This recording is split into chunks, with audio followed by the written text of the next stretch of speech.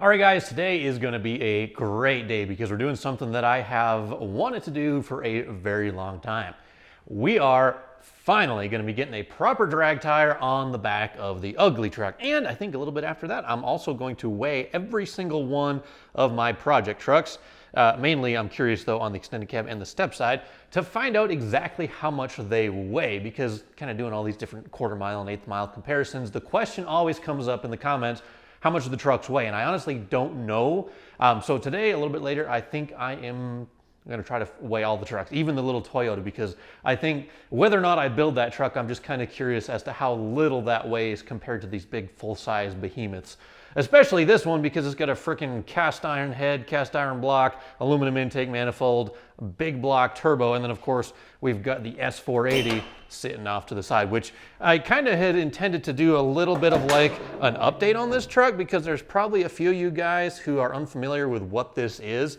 I call it the ugly truck, and I bought this truck back in like January or February of 2020, kind of before the world went crazy. But anyway, this was the project that I bought to sort of kick off my YouTube channel. Started out with a 5.3 4L60, bought it with a blown transmission. The truck was ridiculously ugly. That's why it earned the nickname the ugly truck. But anyway, kind of the party piece, or the center of the action, is right here. We swapped in an 8.1 and we fabricated ourselves a nice turbo kit. It's got an S480 off to the side. We run it at about 14 pounds of boost.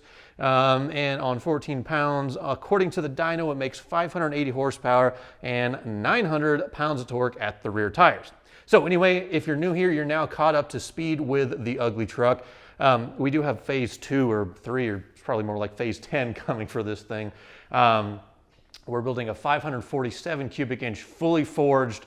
It's basically nothing original, but still based on an 8.1 engine. So it's a PSI block, has aftermarket internals. We're doing aluminum heads, solid roller cam, all kinds of goodies. But anyway, that's hopefully very short to come. But kind of back to the task at hand, we're getting drag tires on the back of the Silverado. So the wheels and tires that are on it now, I bought these, or this specific size actually, because I was debating about putting drag radials on these 18. So this right here is a 275 45 18. It's a Pirelli tire, 200 tread wear. They actually don't grip very well at all with this particular combination, but I know, pretty sure Mickey Thompson and Nitto make a drag radial in this exact size. So I thought, well, why don't I give them a shot just to see how I like the physical size of the tire. It's about 28 inches tall. And the truck sits okay. It's a little bit low. I mainly needed a shorter tire because up front here, the other ones I had on here were rubbing so badly. You can maybe see it up there, maybe not. But yeah, so we needed a shorter tire. This is what we wound up with. I decided against going with an 18-inch drag radial simply because I figured it probably wouldn't be good enough for what I wanted. And then I couldn't, switch back and forth. So the solution was to put a dedicated drag tire on the back. I thought about going with 17s because there are a lot of 17-inch drag tires, but ultimately decided to go with a 15x10. That did require a brake conversion. You guys saw that last time. We now have smaller disc brakes, so we can put a 15-inch wheel out back. And this is what we're going to be running that'll hopefully let the truck hook up. This is a Mickey Thompson ET Street R. 275 60 15, about the same exact diameter, so that kind of worked out, about 28 inches tall or so.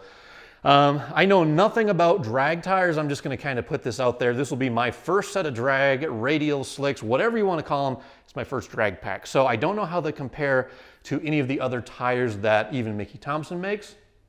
All I do know is that they say this is sort of like a drag tire that you can sort of kind of use on the street sometimes if you have to. Where they have, I think the ET Street is more like the opposite. It's like a street tire that works at the drag strip, where this, I wanted something that's going to give us like maximum traction, maximum hookup. And they have a bunch of other tires as well, but this is kind of like, I don't know, I just figured this would be the best tire for what I'm trying to do.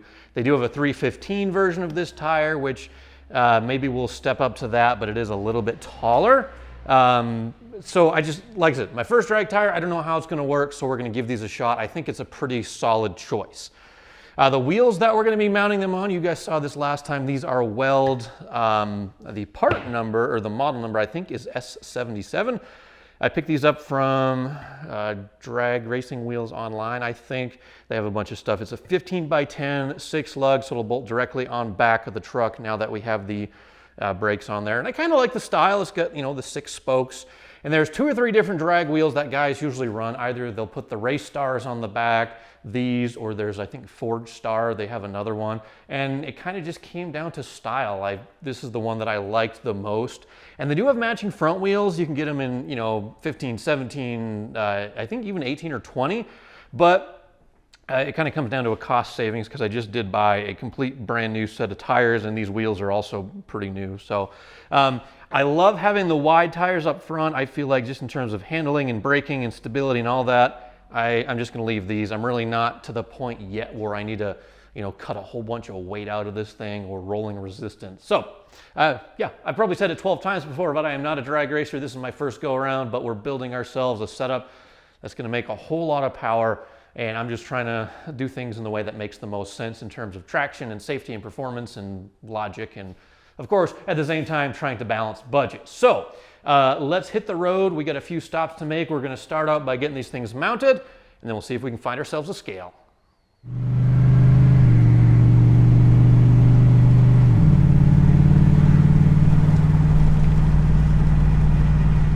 All right, guys, first up, we are headed to Les Schwab in Saratoga Springs. I did just kind of do a little bit of a brake bed-in procedure, you know, hit the brakes a bunch, kind of get them warm, just because we have brand new pads and rotors on the back. Nothing really to see there, just a bunch of heavy braking and a drive a long time to let it cool down. Now we're at the tire shop, we'll get those dropped off. Next stop, Maverick.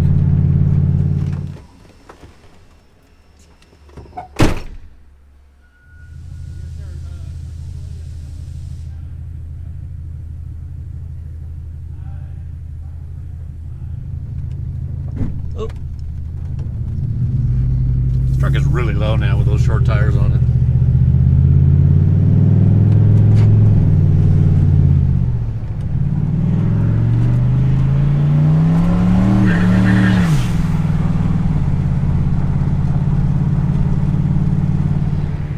All right, guys, so Matt will tell you the weather report, and I'm going to give you the fuel report. Today in Utah, $4.99 a gallon for 91 octane. Speaking of octane, that was another question that came up in a previous video. Up here in higher elevations for gas, all we have is 85, 87, and 91 octane. Lower elevations usually get like 87, 91, 93. So yeah, turbo big block right now running on pump gas, 91.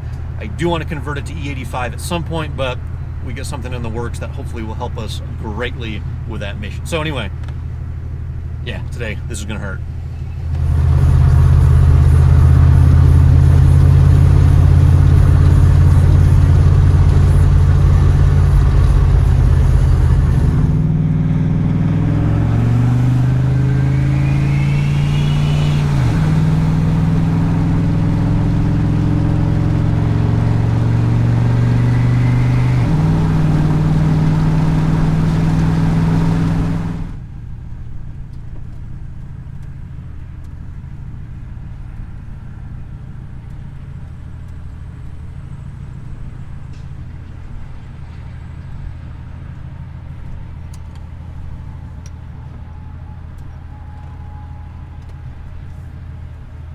First way or leeway? First one. What's your tractor number? 1. All right, I got it. You're good to pull off and come inside. Alrighty, guys, truck number 1. A little bit heavier than I would have thought for a two-wheel drive truck, but don't forget, we got that big block, big turbo, intercooler, and all kinds of crap up front.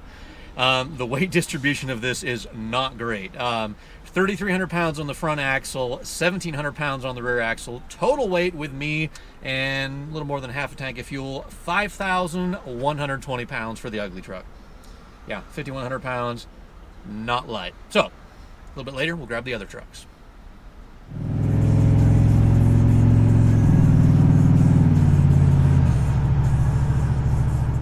So Les Schwab actually wound up calling me like 15 minutes after I dropped those tires off. As you can see, they're mounted up right now, but as soon as I saw who was calling, I'm like, crap, they're gonna tell me they can't mount these things up or that they were damaged or that there was some issue. But no, they're like, yeah, we're done already. So 15 minutes and it cost 20 bucks So I was super ecstatic to go pick them up. Here's the finished product all put together, guys. 275 60-15 on a 15 by 10. Hopefully this will help us hook up. Like these tires, it's probably hard to portray on video, but you just take your thumbnail and kind of put it in there. These are like so soft and grippy compared to these tires, which, I mean, these are like a 200 tread wear. So that's softer than like this is probably a 6 or a 700. Let's see. I don't know where the number is, but a big truck tire like this is a much, much harder rubber, and the lower the number, the softer it is. This is a tread wear of 0. So let's get these mounted up real quick though. A couple of notes I wanted to share. I did put in, I bought these myself. These are Billet Specialties screw-in valve stems. I think, according to the NHRA rule book, if you're running 1150 or quicker, you have to have metal screw-in valve stems, where these, if I'm running these on the front, they may make me change that, but that's like a metal core, but like a rubber pull-in style. So they only come in a set of 4, but they're Billet Specialties. That's what they look like. So that's the valve stems I'm running. I'm going to have to run these style of lug nuts just because the factory style, the head of it is too big to actually fit in the little, like, so that's a factory lug nut there, but it's too big to fit in the pocket. So we're running this style. And they're black, so they kind of blend in with the face. Anyway, let's get these mounted up.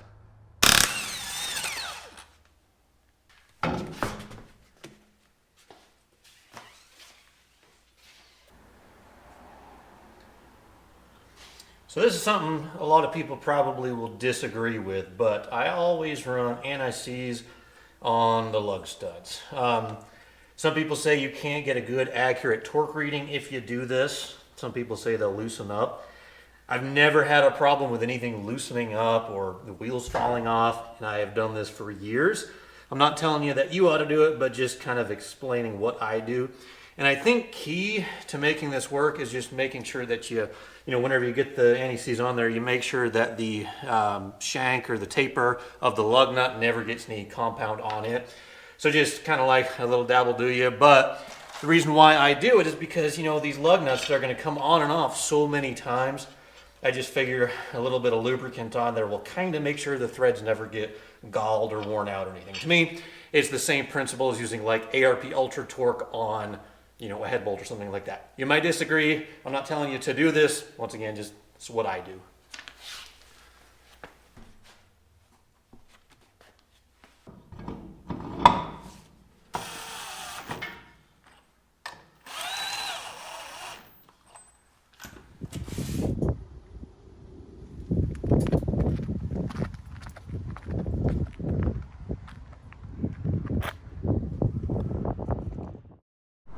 All right, guys, we're now in the newest truck of the fleet, and if you can probably tell by how close the camera is to me, we're the smallest and therefore the lightest truck that I own. This is a 97 Toyota Tacoma. Picked it up, I don't know, a month and a half ago, and it's been sitting out beside the house. I haven't really done anything with it. Don't know what I am going to do with it. Probably nothing, but just kind of, since we're weighing trucks, I really wanted to figure out how much this one weighs, because at the roll races a couple weeks back, I got beaten by a Mitsubishi Mighty Max, which is, you know, Dodge D50 mini truck, kind of similar to this. He told me his weighed like 2,500 pounds. That was a 4G63 turbo, and that truck was quick for what it was. So I was very impressed with it. And since I happen to have a mini truck and we're weighing stuff, I want to know how much this one weighs. If I were like a smart person, which I'm not going to claim to be that, I would take like the biggest, most powerful engine that I have, which would be that 547, and I would stuff it in something like this that's teeny tiny and lightweight. Don't worry, I'm not going to do that. That would make too much sense. But if you want to make something fast, you take a lightweight vehicle and you cram it with a whole bunch of power. So my question is, how much does it weigh? I think less than 3,000.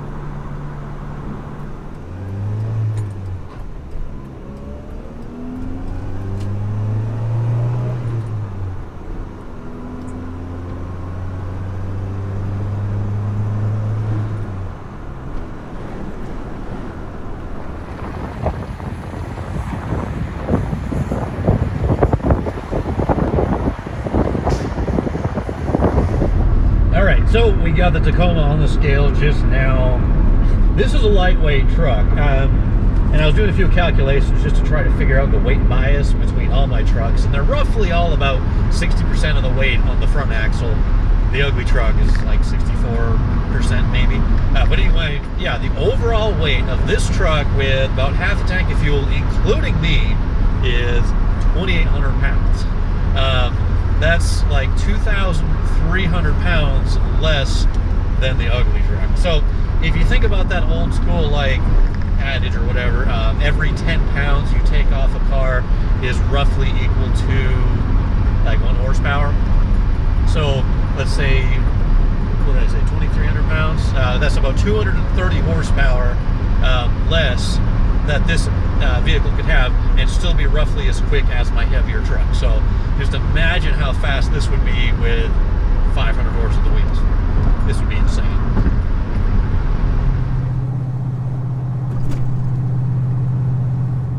So we're in the steps right now. I have to get this truck scaled.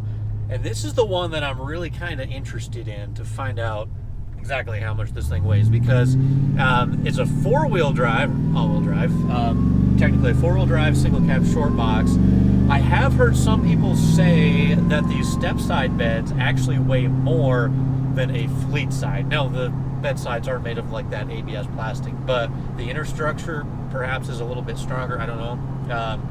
So all-wheel drive stuff, there's probably a couple hundred pounds more there compared to a two-wheel drive. We also have the LSA supercharger. That's probably, I don't know, another 60, 70 pounds, 80 pounds of stuff up front. But of course we have the small block, the LS versus the big block. So I'm kind of curious to see how much this one weighs. My prediction, I'm going to put it out there, my prediction is that this one's going to be right around like 4,900 to 5,000, including me. So I think this will be just a little bit lighter than the big block truck. So let's find out.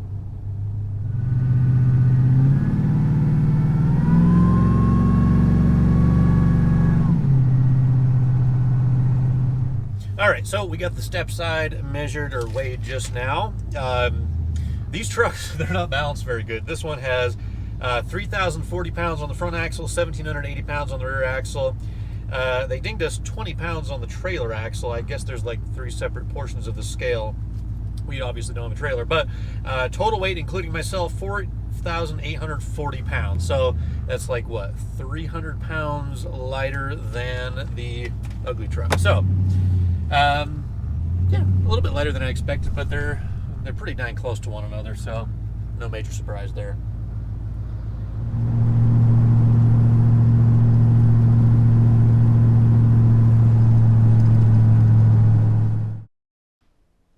Seeing the weight of all three of these trucks kind of side by side, it just really makes me scratch my head and think twice about getting rid of the Tacoma, because 2,800 pounds with a driver is a very lightweight vehicle. I have no idea what a Miata weighs, but I would guess is very, very close to that, maybe like 2,600 or 2,500 pounds. I don't know, but if I were smart, I would definitely put more horsepower into the lighter weight vehicle, and we could have something that's really fast. To me, you can kind of think of it as like you're trying to drive a nail into a piece of wood. And in this case, we have a big giant nail. And to move the big giant nail, we have a sledgehammer of a big block, where with the Tacoma, it's a teeny tiny nail, and you can have just a regular sized hammer and push that nail into the wood really quickly. That's, I don't know, the analogy kind of breaks down a little bit, but you get what I'm saying about lightweight versus heavyweight vehicles. But there's also that kind of challenge factor where I like doing something that maybe doesn't make sense. So we're going to take a big heavy truck, 5,000 pounds, and we're going to put ourselves a 1,500 horsepower big block up front, and hopefully, possibly, we can make this thing run 8s.